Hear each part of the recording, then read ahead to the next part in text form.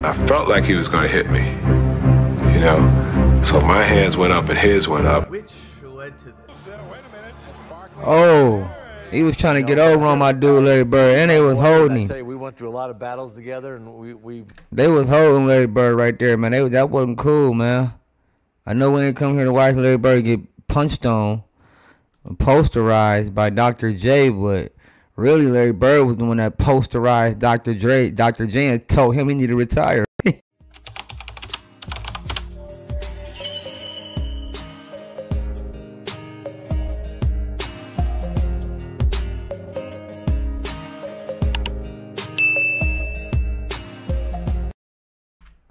Let's get it. We back. We got Larry Bird, the baddest man to ever shoot a basketball, part 2. You ain't see part 1 yet. Go back to the channel. Scroll down. You'll see part 1 is available. But, hey, also, if you're new to the channel, hit the like button, subscribe, and turn the notification bell on. We always posting Larry Bird here. It's your boy, DtaeNoDinero.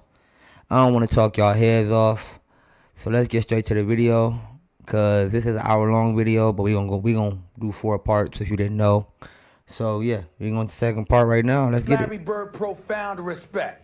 When you could play, first of all, when Larry Bird sat up there and said he didn't see color, I want everybody to know it was truly believable in the black community. Everybody looked at him. Oh, we believe that because Larry Bird didn't care. You could either play or you couldn't. That don't mean nothing to me.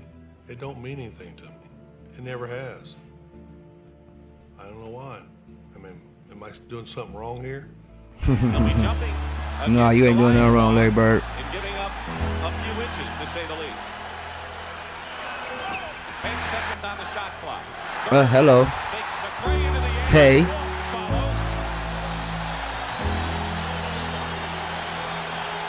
That was a great move.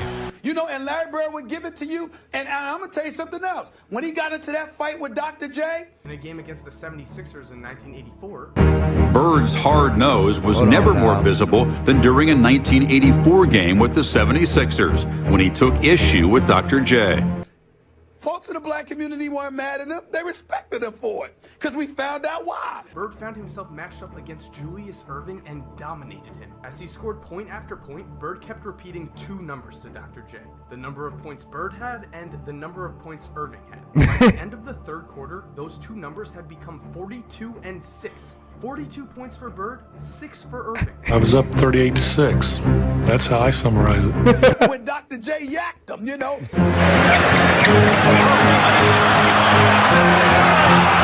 Larry was complaining to the refs, and I was complaining to the refs, and the next time down the court, he got in my face. At this point, Danny Ainge claims that Bird told Erving to retire. Why? What happened? How could the doctor, Julius Erving, resort to violence? Why would he do this? I don't want to get into the details, but I wasn't happy with the way things were going on. Only if you knew that Larry Bird was a world-class taunter and provocateur. And then we found out it's because Bird said, I'm going to hit this J right here.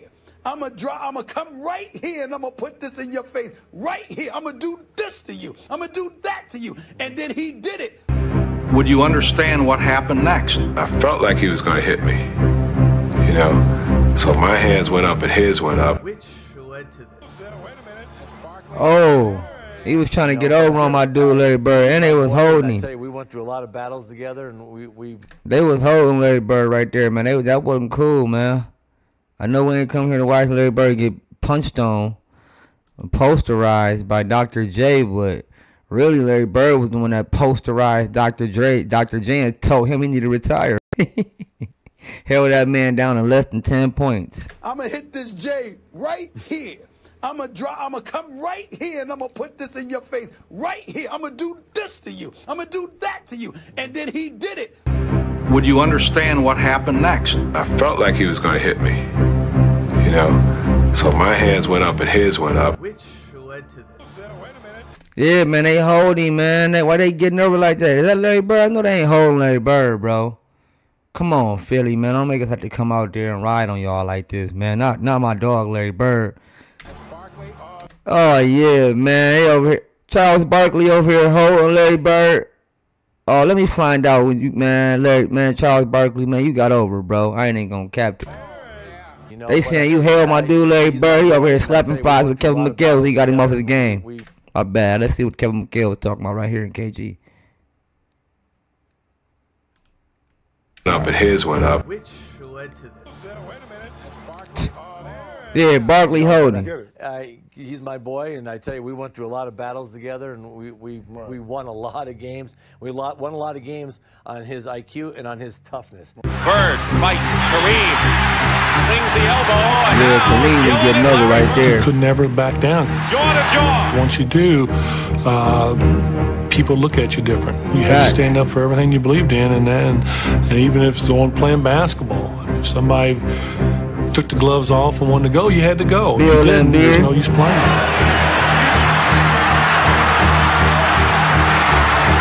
Larry Bird is no hick, believe me. Larry Bird and that toughness.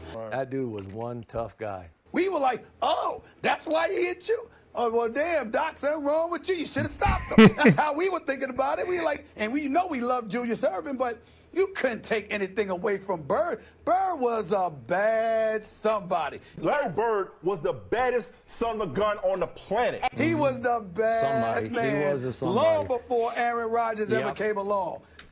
I'm gonna let y'all know this right now, man. If y'all don't hear what they basically is telling you right now, man, if they didn't listen, the way Stephen A. Smith over here is explaining Larry Bird, it's basically like he don't want to be a person of color to switch up on a person of color. See, me personally, I don't see color. I don't care. I'm gonna tell you straight up, Larry Bird was the best. The man would fight. He would fight anybody. He give anybody a bucket, and he carried his own weight. He may not have the most rings. He ain't 6 rings like Jordan or 7 rings like Kobe, whatever the table talk is, but those were in different eras of basketball. Those eras of basketball were nowhere near as competitive as these eras of basketball are. So I don't want to go in depth into a whole talk about those eras, but I just want to talk about how Larry Bird came into the league and had to really go banging it out with people that didn't really think that he was as good as he was or didn't want to give him that respect because he was white. Simple as that. But Bird really was the face of basketball in that era. Straight up. Him and Magic, yeah, you know, they got the little rivalry going on and everything, but Larry Bird brought out the fans. He brought out a lot of fans. Put it like that. Larry Bird was the truth. I couldn't wait to call home to tell my boys, man, this dude named Larry Bird is for real. This is the baddest white dude I've ever seen in my life. Ain't no question about that. And there hasn't been anything like him since either. No. Give Dirk Nowitzki some props though. Dirk has hit a lot of big shots. Fact. I just said that to somebody in the comments. But on my last video. For my money, Larry Bird's the greatest big man in terms of shooting the ball ever. All-Star game. There we go. As long as we're gonna eliminate this right now, we know Larry Bird is literally number 2 on the list. I know people got Magic Johnson up there, then Michael Jordan, and y'all got LeBron.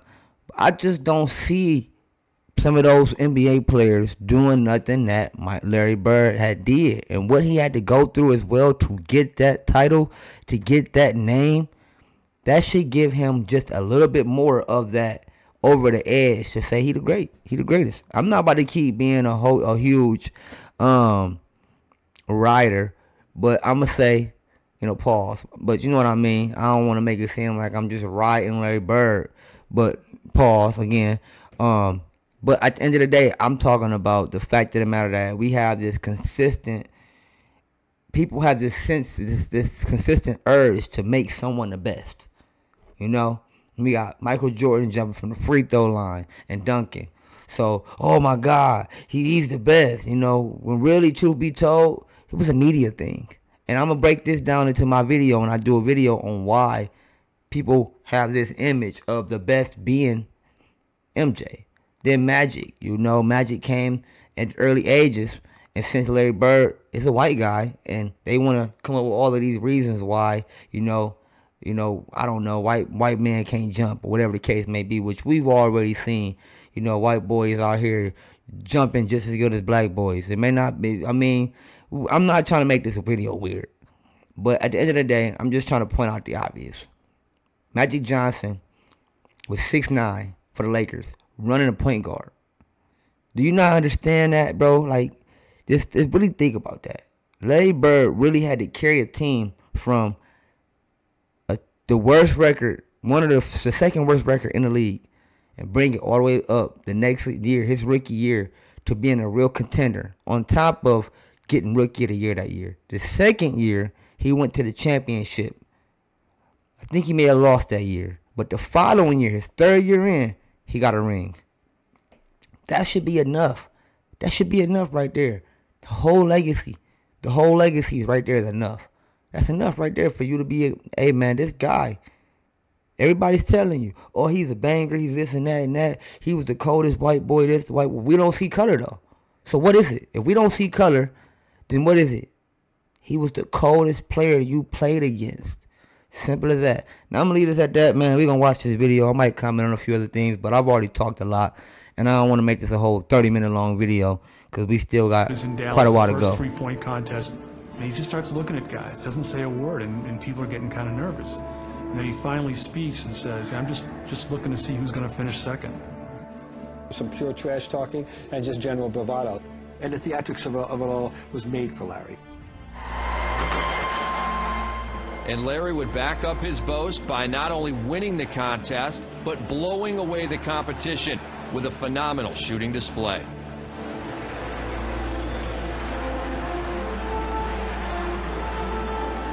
Yeah.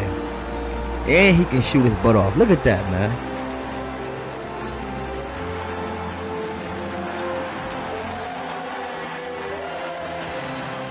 That check's had my name on it for a week now, and I knew I was going to win this thing. I've been practicing. My teammates said I wasn't going to win it, but I came back and they had his name on that check for a week. It was Bird crazy. would luck out again the next year, but in 1988, it looked like his luck had finally run out. He certainly doesn't have that normal Bird rhythm going for him. seconds remaining, has only 7, has to be 15. That's 8, making 9, and 10, 11 as we're counting. 13, he's still got to drop one here quickly. 14, this is a tie for the money.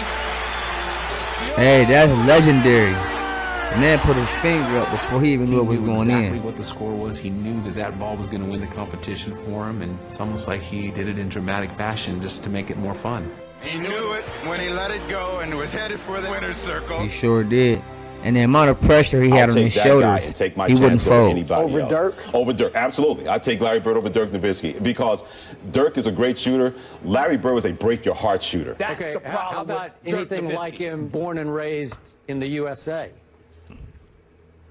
No. No. There's Thank only you. one Larry Bird. That's right. There's only one Larry Bird. Harris. And Wiggins fighting Bird. Beats McCann. What a pass to McCann. First game, I just remember so vividly they announced Larry Bird's name, and somebody from one of the top tiers threw out a dove, and it flew around the building. Larry Bird. They have gotten the ball into his hands. They was wilding.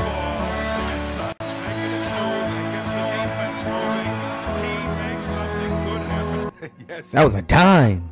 Oh, that was incredible. That was a real dime. Flew across the garden, and the place erupted. That was unbelievable. This was really the unleashing of Larry Bird. And Bird would pay immediate dividends. Oh my God. Bird coming over to double.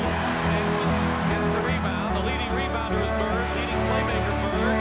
And here's Johnson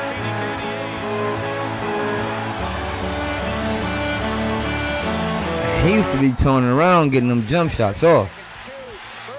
That's my favorite shot right there.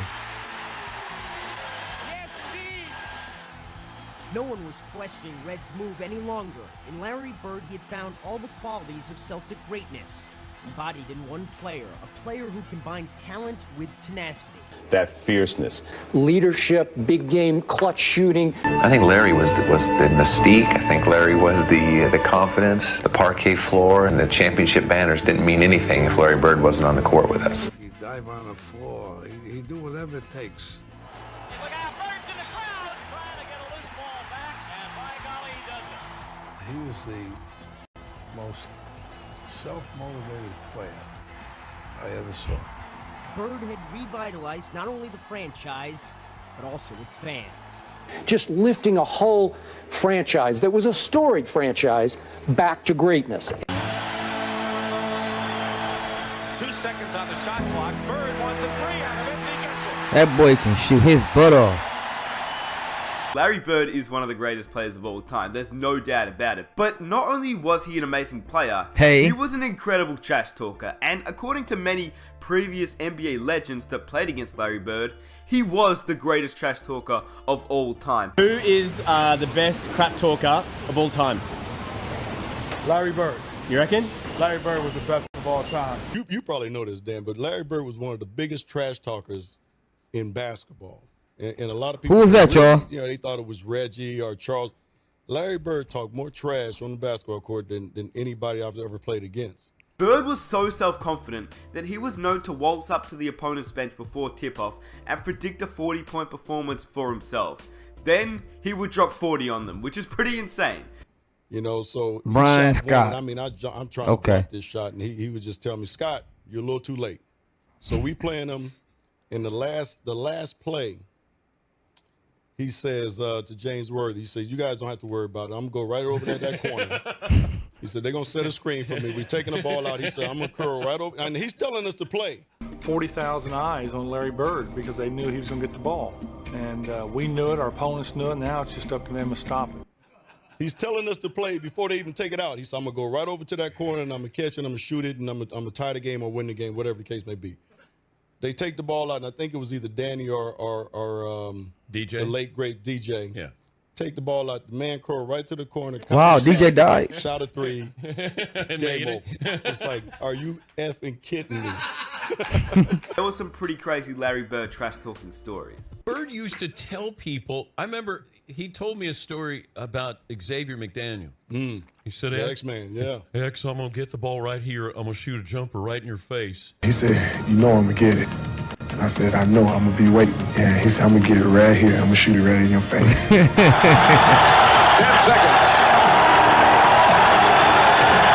5, and Bird has the basketball. Look out. Oh, my God. 2 seconds on the clock. He got the ball and shot it right in his face. Yeah. And Bird says to X, I didn't mean to leave 2 seconds on the clock. I walked back to the sideline like, damn. That was Larry. I mean, Larry would just, and he was saying in such a calm way that you didn't think it was trash talking, but it's trash talking. You're not going to tell me you're going to go over there and shoot the ball in my face. That's trash talking. That's trash talk for sure. It was the twilight of his career. And one. His body ravaged by injury, a back so bad his afternoons before shoot-around were spent in traction. Larry Bird was the king of trash-talking his man and then backing it up. For instance, he once scored 40 points and had a triple-double against a young Shawn Kemp. Late in the game, Kemp, who grew up in Indiana, attempted to defend a tough Larry Bird shot. Bird sunk the shot and, running back up the court, told Kemp, I'm the best effing player from Indiana. But night after night in 1991, Bird continued to lead the Celtics. With his running mates old and new beside him, the Green faced a new upstart.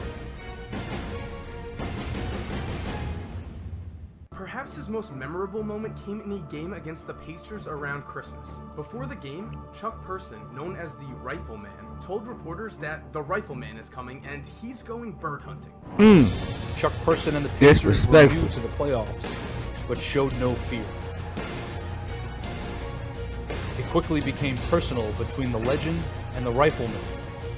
Hearing this, Larry approached Person before tip-off, saying, Hey Chuck, I have a present for you. Bird off balance. And this first half, Bird had it knocked away by Saddles. Power shot to recovery. Bird is hurt.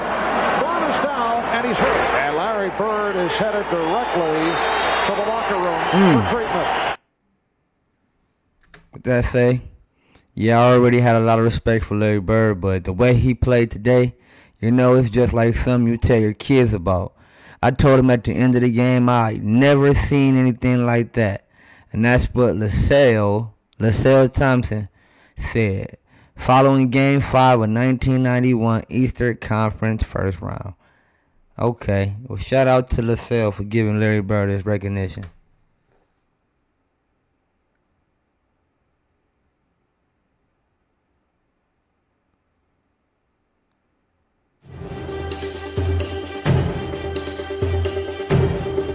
And here comes Larry Bird. Right back at it.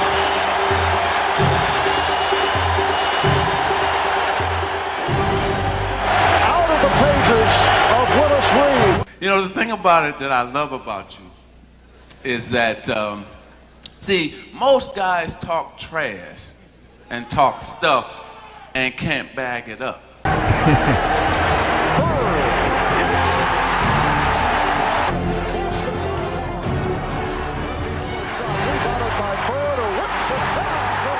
That was a great pass. He is back in the ballgame. Bird with the step on Shrem. Yes. He then waited until Person was subbed out, spotted up right next to where he was sitting, and drained a three. As the ball went in, Bird turned to Person and said, "Merry effin' Christmas." Bird ahead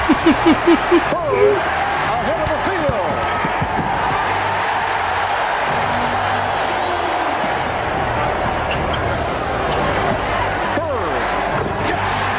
Hey, y'all see what he did right there with all them fake passes? See, man, people gotta learn that, man. Them fake passes will get you. But Mr. Bird, you know you can bag your trash talking up.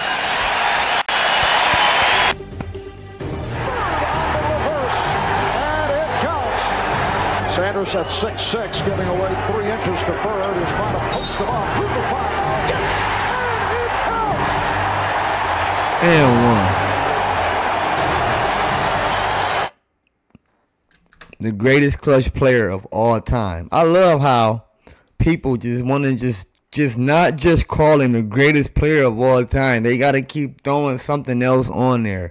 The baddest white boy of all time. The greatest clutch player of all time. The greatest big man. The greatest big small forward of all time.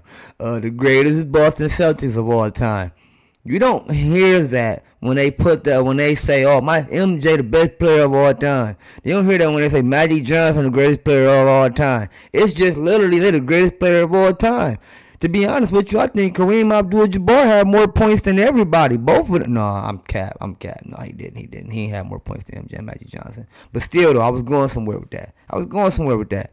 Just know that, though. You always got to throw something else on here when they talk about Larry Bird being the greatest of all time. He's just the greatest of all time. That's it. It's just that simple. The greatest of all time. We're still talking about before we get up out of here.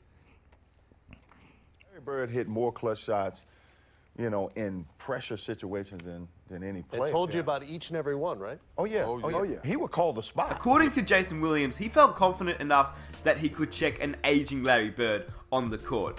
It didn't start off well for the 76ers. Charles Barkley had come to the game hungover, and Larry Bird realized that immediately. He knew Chuck had a big night out, and Larry Bird saw this as an opportunity to trash talk his way into a win. Not only did Bird start trash talking him, but he was lighting him up on the court. Larry Bird was hitting 3 after 3 after 3 on Barkley, and he couldn't do anything to stop it. And on that note, y'all, we're going to call that part 2. We're going to end part 2 with knowing that Charles Barkley came to the game stupid, silly, drunk, and was all over the cheerleaders. Man, you would have been getting fined for doing that in the NBA these days. He was all on the floor, drunk, on the cheerleaders, all in their laps and everything. I know them ladies love that. We got Charles Barkley over here. Oh, my God. They got the pom-pom. Boop, boop, boop, boop, boop. But no, real talk, though. Comment what y'all think about some of the stuff that I stated about Larry Bird and why. What y'all think so many people keep throwing so much extra stuff on Larry Bird greatness? You know, I don't know. Why they keep trying to water it down, basically. It just seems like they're trying to water down Larry Bird's greatness in order to leave room for people like Magic Johnson and Michael Jordan. And this is not me being a hater, because I haven't honestly watched enough videos of Michael Jordan or Magic Johnson to even, come to my own terminology. But what I can tell you is this: I watched enough Larry Bird videos to see he played against both of them, straight up, both of them.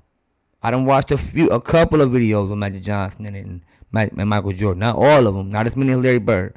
But I tell you this: Larry Bird, the greatest of all time. If he's not, he's second. And Magic Johnson and Michael Jordan just got to make room for number 3. But, hey, drop some in the comments what you think. If you're new to the channel, please like the video. Let's try to get this one up to 20, 25 likes. Subscribe. Turn notification bells on so you won't miss part 3. So we can figure out what happened with the 76ers when Charles Barkley came to the game drunk and Larry Bird was hitting all them boys with them split cats back to back from beyond the arc. If you know what I mean. If you know what I mean. You tuck that elbow in. And follow that form. Release when you get to the top. Bow. He was hitting them with that. Back to back, back to back, back to back. But it's your boy DtaeNoDinero, man. And we out. Peace. Let's get it.